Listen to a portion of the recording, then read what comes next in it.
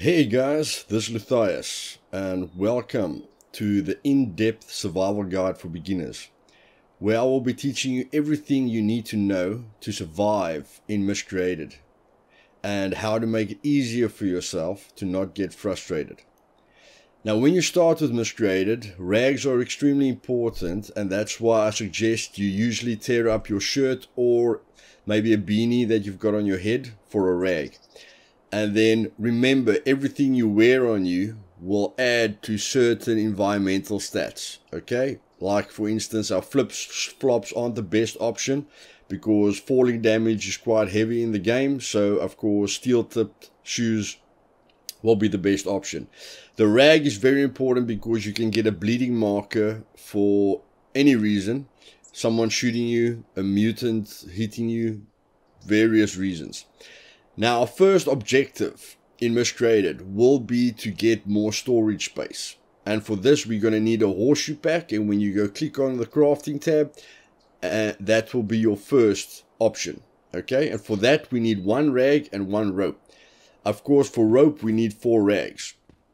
Now, great places to get rags in Miscreated are basically sleeping bags like this, which can give you quite a few rags, so you can just explore along the rivers. The second option will of course be any house, okay? So whether it's in quiet areas or within towns, I suggest you explore houses as much as possible, because every bed and cushion will be able to give you a rag, which will basically be the fastest option. And then inside houses you get tables with tablecloths as well, which can give you rags as well. And while you're exploring for rags, guys, it's important to explore every house and try and get as much loot as you can.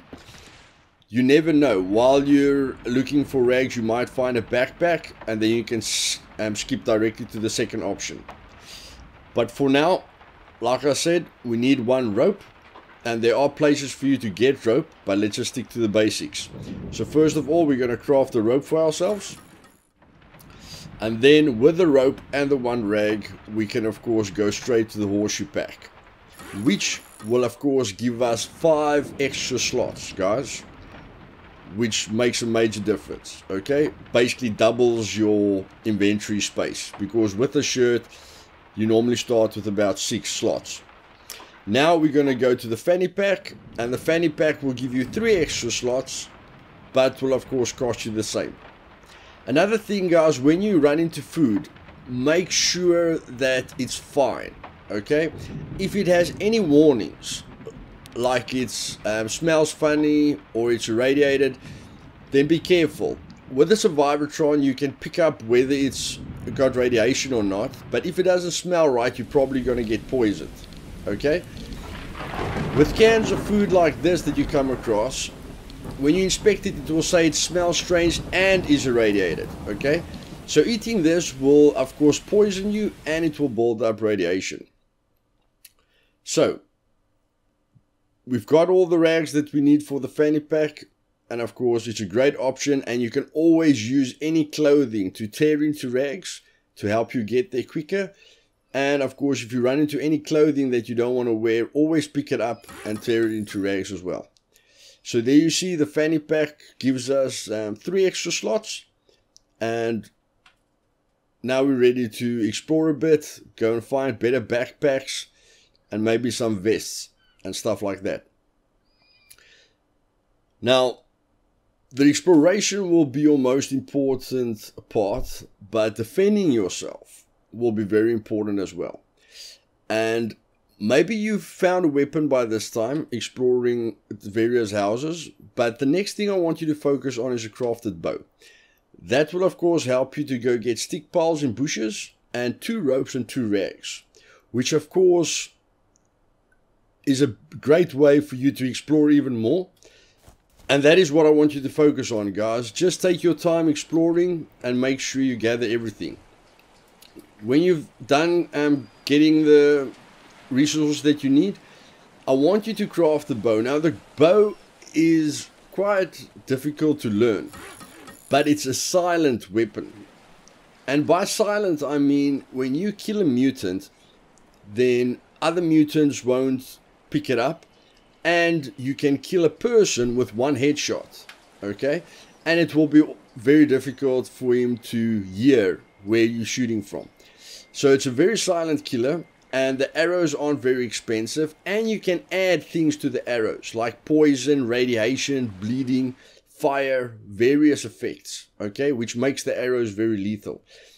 And in the beginning it gives you an advantage, because when you shoot a player with a poison arrow, then his vision is immediately blurred. Or if you shoot him with a fire arrow, you know, he'll be on fire and it's very easy to follow him.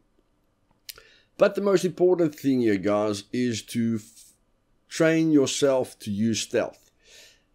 And with a bow, that will incentivize you to try and crouch as much as possible and try and use the shift crouch movement so that mutants do not detect you.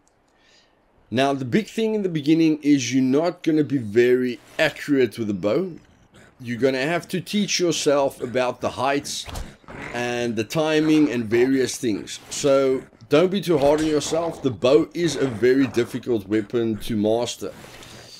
But again, it's a great weapon to practice with. And by the time you get a weapon, it's just going to be so much easier for you to handle those stressful situations. And when you've practiced your heights, because the arrows are quite cheap, it only takes 4 sticks to make 4 arrows and a rag. So when you've trained yourself, then you'll get to a place where you know what height you have to aim at and the lining of your bow and arrow, and you'll become a very, very well trained stealth killer. Now, of course, while you're running around with your bow and practicing on mutants, the next thing that you're going to have to focus on is your hunger and your thirst. Now, you will see here that we are going to inspect the water after we filled up our plastic canteen that we've picked up. And we will see that it says it appears to be fine. Okay, so you can drink out of this lake. It will only give you a minimum amount of radiation, as you can see there. So feel free to drink out of the bottle, and if you get a purification tablet, go ahead and purify the water, which you can only do with water that you've collected yourself. Okay, so that will be very important. But just remember, guys, if you're looking at food or water, just make sure it says fine, and the little bit of radiation that you will pick up will be worth it, and of course will make sure you survive. And of course, when you find various creatures in the world, dogs, the mutated dogs gives you meat, but very important is raw meat and raw guts gives you a 40% chance of getting poisoned.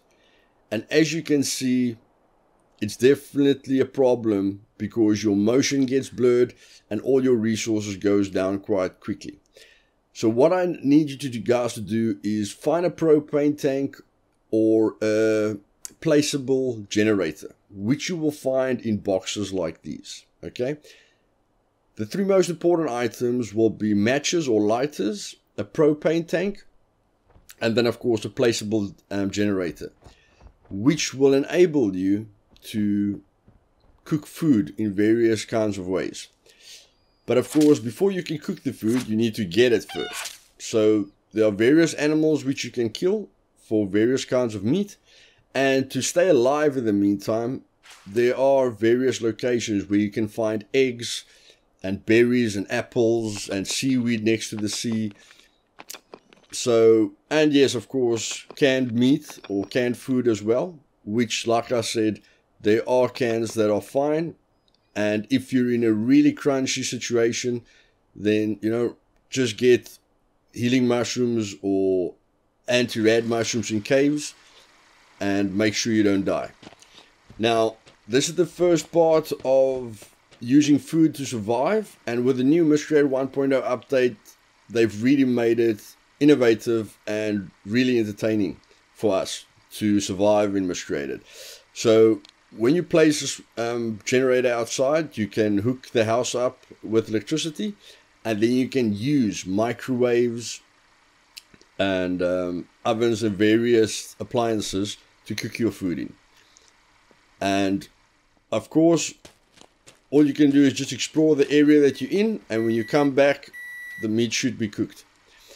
Now, chicken doesn't give you the same amount of food as wolf meat or deer meat, but you know, it's still going to keep you alive, and it's still very important. But the magical thing about Miscreated 1.0 is that they've given us a lot of options. Okay, yes, it is more difficult, but of course, it's a lot more fun as well.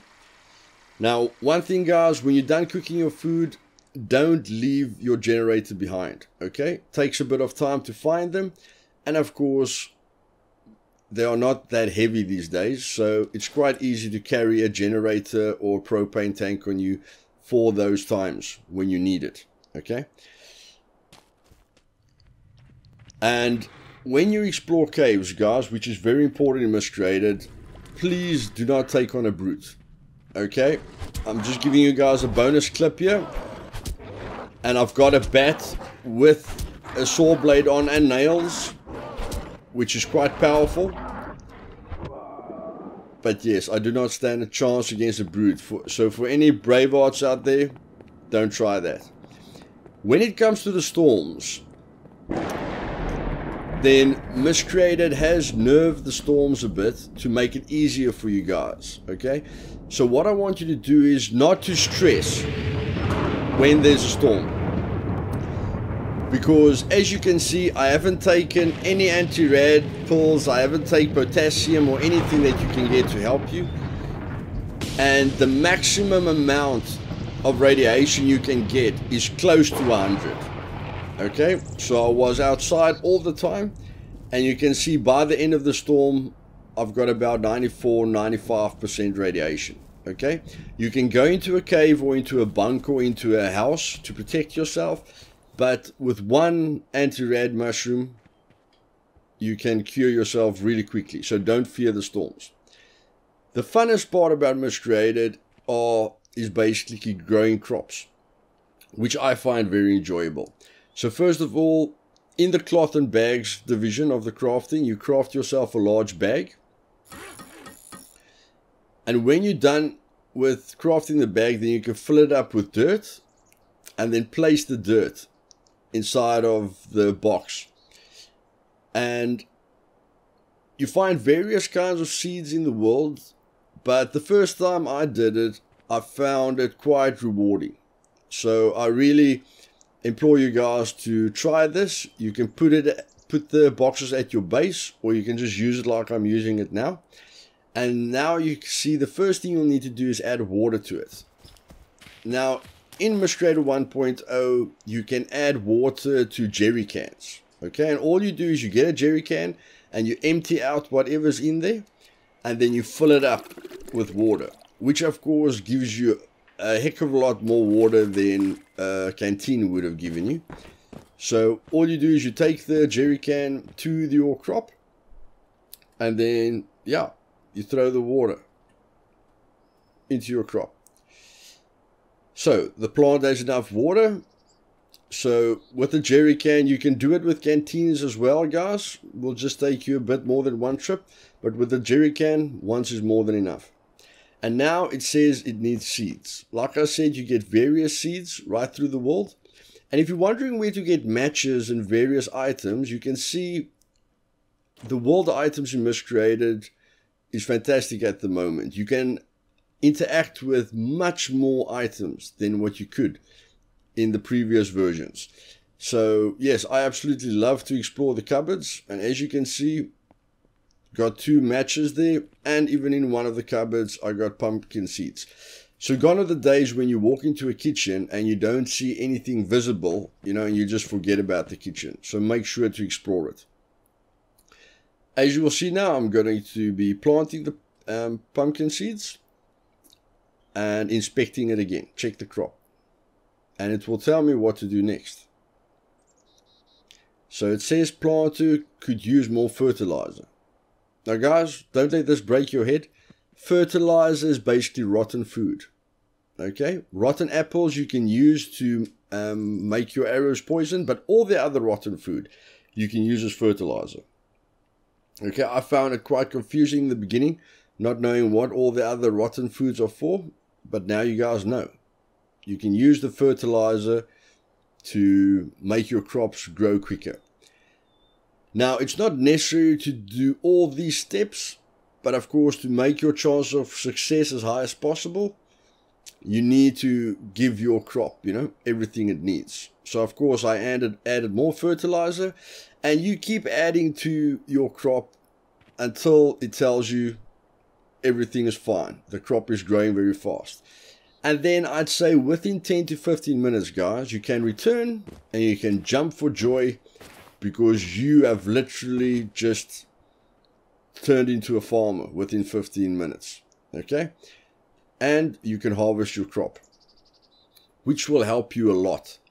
So using this outside is quite safe because, like I said, it only takes about 15 minutes. But you can imagine if you use these crops at your base, you won't have any problem while you're close to your base. But when you're not close to your base, there are various options. Like, for instance, the grill, which again you do need matches for. So first of all, you can use sticks or wood logs to put into the grill. And then you, of course, need matches or a lighter to light the fire. Wonderful. I really like that sound. And then you can put the meat on there as well. Now, just a small tip, guys. Don't stay close to the fire for too long because your heat will build up and you'll start getting dizzy. Okay, as you can see, my temperature did go up there. So get the food off there as quickly as possible and then just extinguish the fire that the forest doesn't burn down. Alright? And as you can see, cooked wolf meat or deer meat gives you a nice 33.3% food. My favorite, of course, even in real life, is a barbecue grill. And yes, you can use this in the rain as well because you can close the lid. And that's what the propane tank is for, to get really fancy with your cooking abilities. Okay, so now we're going to light the fire again. Like you can see, matches and lighters are quite important when it comes to this. And that's why your exploration in the beginning in houses was so important, that you made sure you explored every inch of the house. And then, of course, you can cook the deer meat. And what I find fantastic about this, guys, is a deer meat stack in your inventory can go up to 3 pieces. And although there's not 3 pieces lying there, as soon as you're done, then you've got 3 pieces there. That's giving you 40% food. Okay, so as you can see, one deer gives you a total of 120% food with those 3 pieces. Okay, so it's not that you have to be running after animals constantly, but of course, every now and then, just make sure you've got some meat on you. And then again, guys, whenever you're done with something that you needed to add, like with the placeable generator, like I said, the propane tank isn't very heavy either at the moment. So just make sure you take it with you. And for any of you that think it's difficult to hunt in Miscreated, the deer in Miscreated are quite, they are not very fit. Maybe it's the radiation or something that affected them, guys. But yes, if you just keep following them, at one or another point, they'll get fed up, and just give up. So yes, you can shoot them and hunt them from a distance, which is quite exciting. But if you don't have a gun with you, guys, just run them down. Okay? Something about this post-apocalyptic island has made them not the best, or the fittest deer in the world. And then if you really want a challenge, you go get a bear, guys, which will give you 5 pieces of bear meat. Okay? Now, just be careful. You really need ammunition when you're going after a bear, because if it detects you, you're done for. And of course, if you're a vegetarian, guys, you've got a lot of options as well, okay? You can eat some seaweed next to the sea, which will help your food a lot more than it will help your water. But if, guys, you're standing, next to the sea. So in Miscreated, luckily, you won't die from the salt in the sea. So again, you can just drink from the water. And as you see, I've got a lot of blue mushrooms and healing mushrooms there. And again, for you vegetarians out there, we've got berries as well. Okay? So there are a lot of options for you on the island to keep yourself fed or just to keep yourself alive. But of course, you need that protein. So after a while, you're going to have to eat that meat, or you have to going to be able to go search for those cans that aren't as irradiated or poisoned as the other cans. But please, guys, make sure you check, the items. And of course, weight is, I wouldn't call it a glitch, guys, but it's a tip, okay? Put all your items in stacks, because then it's only as heavy as one item, okay? But if you split the stacks, then of course you're going to carry more weight. Just like I showed you now, 3 pieces of meat. If you split it up, it's 3 kilograms, but if you put it in one stack, it's only 1 kilogram. And everything you pick up, you have to use to repair your items, because everything's got durability. So if you've got a helmet and you pick up see another helmet, turn it into a repair kit and repair your helmet, especially when it comes to your armor. Okay? So I hope this gives you guys a good idea of various strategies, how to begin, and I hope I've showed you guys how easy it is to survive on Orca Island. And the biggest thing that I was focusing on here is for you guys to just explore and enjoy your experience as much as possible, because a lot of you will just be lost and feel like you're just running around. But my objective here was to give you a purpose and to make you start with the small things. The mechanics of the game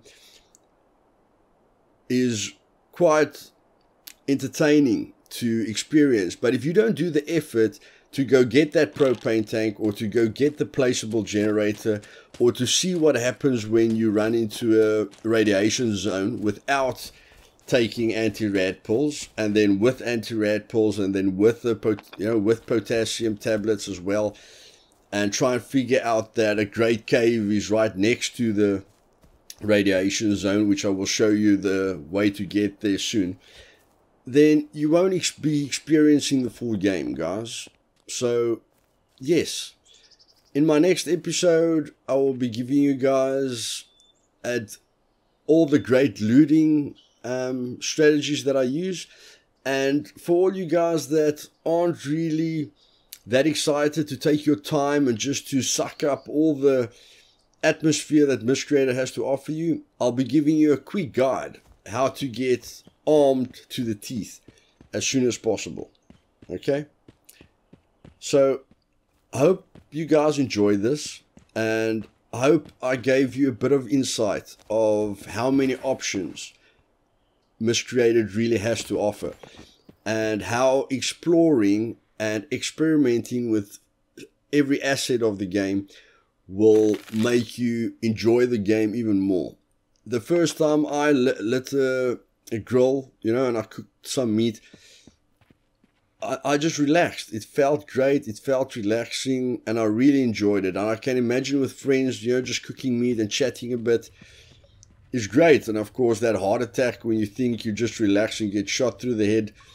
Miscreated's got everything, guys. For all you passive players out there who just wants to enjoy the PvE side of the game, and for all you thrill seekers, Miscreated's got some of the best PvE moments you will experience in your life. So again, my name is Luthais, and if you want to learn any more about this game and see how you can best enjoy it, click that subscribe button And if you liked the video, click that like button. And if you want to be notified of future videos, just click that bell button, guys. And enjoy the experience. See you next time.